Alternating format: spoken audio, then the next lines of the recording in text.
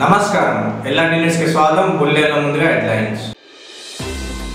CM సహాయ నిధి చెక్కును పంపించేసిన ప్రభుత్వ పాది శ్రీనివాస్. వాకిటి శ్రీహరికి మంత్రి పదవి రావడం పట్ల సీఎం రేవంత్ రెడ్డి చిత్రపటానికి పాలాభిషేకం. పలు వార్డుల్లో అభివృద్ధి పనులకు శంకుస్థాపన చేసిన ప్రభుత్వ విప్. బద్దిపోచమ్మ ఆలయంలో నెలకొన్న భక్తుల రద్దీ.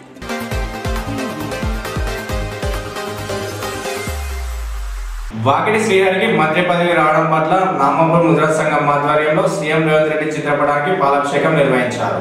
రాష్ట్ర జనాభాలో అధికంగా ఉన్న ముదిరాజులకు సముచిత స్థానం కల్పిస్తామని మాట ఇచ్చిన ముఖ్యమంత్రి ముదిరాజ్ బిడ్డ మక్తల్ శాసనసభ్యుడు వాకిటి శ్రీహరికి మంత్రి పదవి రావడం పట్ల ముదిరాజ్ సంఘం ఆధ్వర్యంలో సంబరాలు చేసుకున్నారు. దీనిలో భాగంగా ముస్తాబాద్ మండలం నామాపూర్ ఆదర్శ యూత్ సంఘం ఆధ్వర్యంలో జ్యోతిరావు పూలే, సావిత్రిబాయి పూలే విగ్రహాల వద్ద ముదిరాజ్ ఎమ్మెల్యే వాకిటి శ్రీహరి మంత్రి పదవి కల్పించినందుకు గాను కృతజ్ఞతలు తెలుపుతూ ముఖ్యమంత్రి చిత్రపటానికి పాలాభిషేకం నిర్వహించారు. ముదిరాజ్ సంఘం జిల్లా కార్యదర్శి గొడుగు శంకర్ మాట్లాడుతూ గత ప్రభుత్వం ముదిరాజులను కేవలం ఓటు బ్యాంకుగానే చూసిందని, ఎన్నికలు వచ్చిన సమయంలో మాత్రమే వారిని దగ్గరికి చేర్చుకుని తర్వాత మర్చిపోయారని ఈ సందర్భంగా విమర్శించారు. కేసీఆర్ ను గద్దె దించడానికి ముదిరాజులు ముందుకు వచ్చి కాంగ్రెస్ ప్రభుత్వాన్ని గెలిపించారని, ఇచ్చిన మాట ప్రకారం ముదిరాజ్ బిడ్డకు వాకిటి శ్రీహరికి మంత్రి పదవి కట్టబెట్టడం ముదిరాజ్ జాతికే గర్వకారణంగా ఉంది అని పేర్కొంటూ వారు సంబరాలు చేసుకున్నారు. కార్యక్రమంలో ముదిరాజ్ సంఘం అధ్యక్షుడు చీకోటి నరసింహులు, ఉపాధ్యక్షుడు నిమ్మల చంద్రం, యూత్ విభాగం కార్యవర్గ సభ్యులు నిమ్మల దేవయ్యతో పాటు కోశాధికారి నిమ్మల రాజు, గొడుగు గోపీచంద్, కార్యదర్శి గీసా భిక్షపతి, కొండం రాజిరెడ్డి, గన్నె బాను, కొమరయ్య తదితరులు ఉన్నారు. ఎమ్మెల్యే శ్రీ వాకిట శ్రీహరి గారికి మంత్రివర్గం న్యాయం చేస్తూ అన్ని వర్గాల అభివృద్ధి లక్ష్యంగా పనిచేస్తామని చెప్పేసి నిరూపించినటువంటి ప్రభుత్వం మన కాంగ్రెస్ ప్రభుత్వం. మరి అట్టి కాంగ్రెస్ ప్రభుత్వానికి మా ముదిరాజులం కూడా మేము వారికి తోడుగా ఉండి రాబోయే ఎలక్షన్లలో కూడా మా యొక్క మద్దతు కూడా వారికి పూర్తిగా ఉంటుంది. ఎందుకంటే మా యొక్క ముదిరాజుల ఆశయాలకు అనుగుణంగా మా ముదిరాజులకు ఒక మంచి పేరు ప్రఖ్యాతి వచ్చే విధంగా మా ముదిరాజులకు మంత్రివర్గంలో చోటు కల్పించారు. మరి గత ప్రభుత్వము ముదిరాజులను కేవలం ఓటు బ్యాంకుగానే చూసింది. మరి ముదిరాజులను కేవలం ఎలక్షన్లలో మాత్రమే ఉపయోగించుకొని మాకు కనీసము ఒక ఎమ్మెల్యే సీటు కూడా ఇవ్వనటువంటి అప్పటి ప్రభుత్వాన్ని మేము మరి గద్దెదించినాము. మరి మా ముదిరాజులను ఆదరించినటువంటి ముఖ్యమంత్రి రేవంత్ రెడ్డి గారికి మేము ఏళ్ళ రుణపడి ఉంటామని తెలియజేస్తున్నాను. మరి కొత్తగా ఎన్నికైనటువంటి మా యొక్క ముదిరాజు బిడ్డ వాకిట శ్రీహరి గారికి మా ముదిరాజుల పక్షాన ప్రత్యేక హృదయపూర్వక ధన్యవాదాలు తెలుసు. అదేవిధంగా నామాపురం గ్రామానికి చెందిన ఆదర్శ యూత్ ఆధ్వర్యంలో తిరుమల రేవంత్ రెడ్డి గారికి పాలాభిషేకం చేయడం జరిగింది. తను చేసిన వాగ్దానాలన్నీ ఒక్కొక్కటిగా నెరవేర్చుకుంటూ ఆ వాగ్దానాలలో ముదిరాజులను ముందస్తు చూపుగా చూడడం ఇది మా ముదిరాజు సంఘానికి, మా ముదిరాజు కులానికి గర్వకారణం. అయ్యా తిరుమల రేవంత్ రెడ్డి గారు ఇదే విధంగా మా ముదిరాజులను ఆదరించి వెనుకబడిన కులాలలో మాదొకటి, అందులో భాగంగా మీరు మాకు సంక్షేమ పథకాలు చూత అందజేయాలని, వెనుకబడిన కులాలు కాబట్టి మమ్మల్ని అందరినీ ఆదరిస్తే రాబోయే రోజుల్లో మీరు చేసిన సేవకు గుర్తింపుగా మేము మీకు మద్దతుగా ఉండి మీరు మళ్ళీ సీఎం కావాలని మా రాజన్న సిరిసిల్ల తరఫున ధన్యవాదాలు తెలుపుతున్నాము.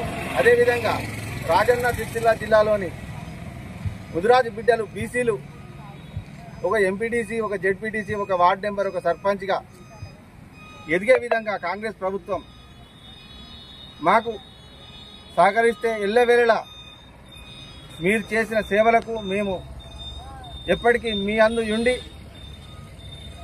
ఈ కాంగ్రెస్ ప్రభుత్వానికి మద్దతుగా ఉండి మేము మీకు సేవలు చేసుకుంటూ మాకు చేసిన ఈ మంచి కార్యక్రమానికి స్వాగతిస్తామని. కొనరావుపేట మండలం శివంగలపల్లి గ్రామస్తుడికి ముఖ్యమంత్రి సహాయ నిధి చెక్కును ప్రభుత్వ పాది శ్రీనివాస్ పంపిణీ చేశారు. వేములవాడ నియోజకవర్గ పరిధిలోని కోనరావుపేట మండలం శివంగరపల్లి గ్రామానికి చెందిన దూదేకుల దర్యాకు అనారోగ్య కారణాల వల్ల చికిత్స తీసుకుంటున్న విషయం తెలిసి ముఖ్యమంత్రి సహాయ నిధి ద్వారా మంజూరైన 1,50,000 రూపాయల చెక్కును ప్రభుత్వ విప్ ఆది శ్రీనివాస్ మంగళవారం రోజున లబ్ధిదారులకు పంపిణీ చేశారు. ప్రజాప్రభుత్వంలో అన్ని వర్గాల ప్రజల సంక్షేమం కోసం కృషి చేయడమే కాకుండా ప్రజారోగ్యానికి పెద్దపీట వేస్తుందని ఈ సందర్భంగా ఆది శ్రీనివాస్ పేర్కొన్నారు. నిమిషపోతే మనం ఇంకా వేరే సాయం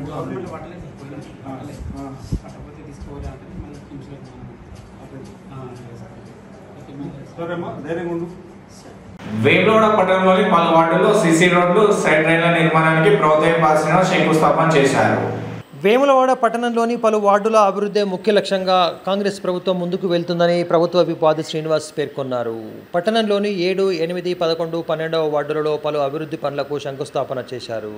సీసీ రోడ్లతో పాటు డ్రైన్లను ఈ సందర్భంగా నిధులతో నిర్మించనున్నట్లు ఈ సందర్భంగా పేర్కొంటూ 3 కోట్ల పైచిలుకు నిధులతో 28 వార్డుల్లో అభివృద్ధి పనులు జరుగుతున్నాయని సందర్భంగా పేర్కొన్నారు. రాజన్న ఆలయ అభివృద్ధితో పాటు వేములవాడ పట్టణ అభివృద్ధి జోడెడ్ల బండ్లాగా ముందుకు వెళ్తుందని, టెంపుల్ సిటీని డెవలప్మెంట్ చేయడమే తమ ముఖ్య లక్ష్యమని ఈ సందర్భంగా పేర్కొన్నారు. అంతేకాకుండా రానున్న రోజుల్లో జరిగే రాజన్న ఆలయ విస్తరణ పనులతో పాటు రోడ్ల విస్తరణ పనులకు ప్రజలు సహకరించాలని ఈ సందర్భంగా పేర్కొన్నారు. గత ప్రభుత్వం కేవలం రంగురంగుల బ్రోచర్లలో 3వ బ్రిడ్జి నిర్మాణం, ఆలయ అభివృద్ధిని వీడియోలో చూపెట్టి క్షేత్రస్థాయిలో అమలు చేయలేదని సందర్భంగా గుర్తు చేశారు.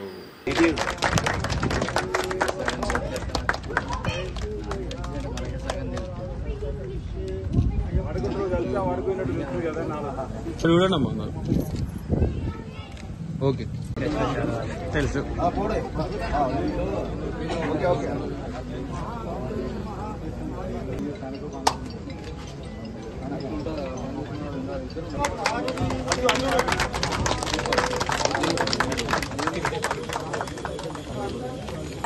ఇప్పించిండు మాకు ఇంద్రమేన్లు రేవంత్ రెడ్డి సారు, ఎమ్మెల్యే మన సీనన్న గారు. మేము పని కూడా మొదలు పెట్టుకున్నాం, అన్ని జరుగుతున్నాయి, సంతోషంగా ఉన్నాం. అందరికీ నమస్కారం. 10-15 ఏళ్ళు 30 ఏళ్ల నుంచే ఎదురు చూస్తున్నాం.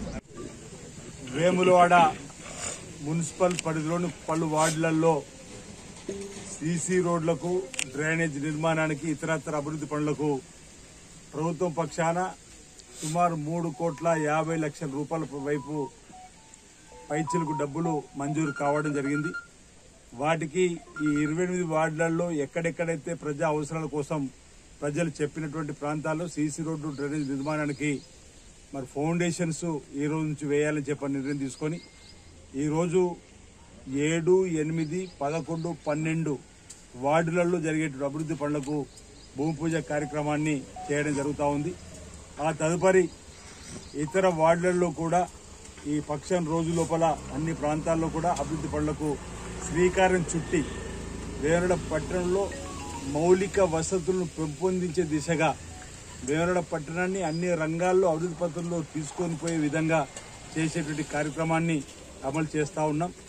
ఇప్పటికే మేము ఎన్నికలకు ముందు వేములవాడను టెంపుల్ 6 కోట్ల ఇంచుమించు 90 లక్షలు, 6,87,90,00,000 వరకు నిధులు తెప్పించి ఈరోజు కలెక్టర్ గారి ఖాతాలో వేసి వాటిని నిర్వాసులకు ఇప్పించే ప్రయత్నం చేసి మొదలు పెడతాం అనుకునే క్రమంలో వర్షాకాలం మొదలవుతుంది.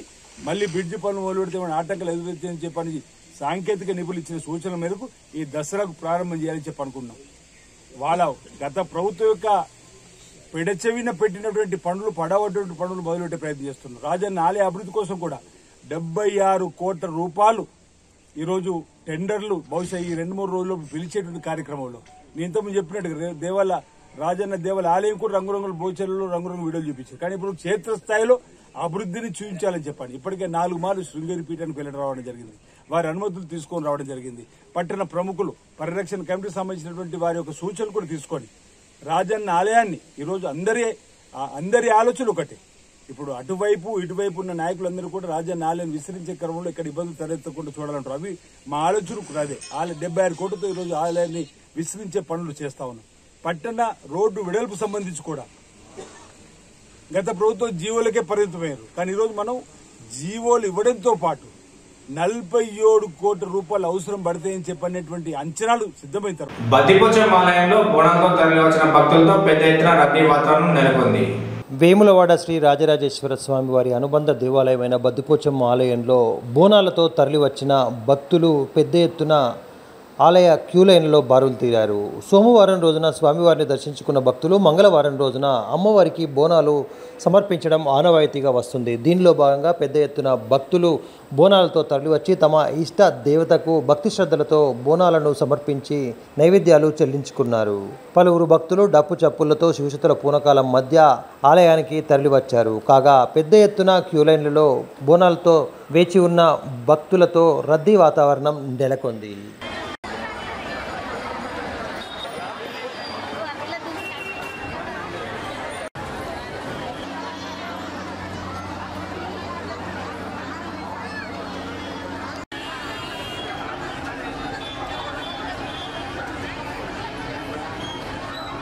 ఇవి ఈనాటి ఎలాంటి న్యూస్. తిరిగి ప్రసారమయ్యే వార్తల్లో మళ్ళీ కలుసుకుందాం. అంతవరకు సెలవు. నమస్కారం.